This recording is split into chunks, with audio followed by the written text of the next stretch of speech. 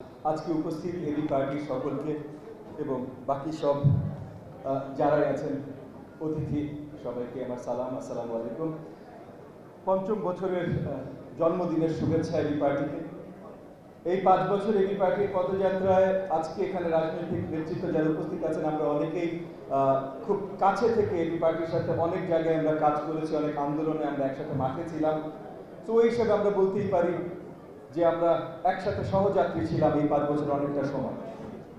তো তখন কঠিন সময়গুলোতে যেমন এবি পার্টি আমরা সবাই একসাথে ছিলাম, কঠিন সময়গুলোতে যখন কোনো কথা বলা যেত না, সরকারি প্রতিষ্ঠান থেকে এসে আমাদেরকে তুলে নিয়ে যাওয়া হতো, ধামকি দেওয়া হতো, কত কিছু করা হতো, তখন যদি আমরা একত্রিত থাকতে পেরেছি, একসাথে কথা বলতে পেরেছি, তাহলে এখন যখন আমরা চেষ্টা করছি বাক স্বাধীনতা উন্মুক্ত করার, এখন যখন আমরা চেষ্টা করছি আমাদের একটা জায়গায় আসা, যে বাংলাদেশের জনগণের যে প্রধান অধিকার যেটা প্রাপ্তির জন্য তারা অপেক্ষা করছিল, সেই জিনিসটা তাদেরকে ফেরত দেওয়ার জন্য যখন অঙ্গীকারবদ্ধ হয়ে আমরা নতুন একটা জায়গায় এসেছি, তখন যেন আমরা একসাথে থাকতে পারি।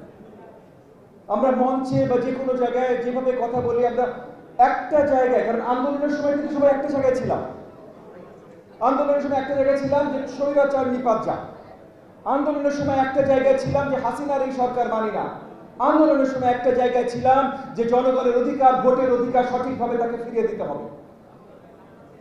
অনেক ত্যাগ তিতিক্ষার পর সেই আন্দোলনে আমরা বিজয় লাভ করেছি। সে বিজয় লাভ করবার পর কেন আমাদের ভেতরে আমরা সব একসাথে থাকতে পারবো না?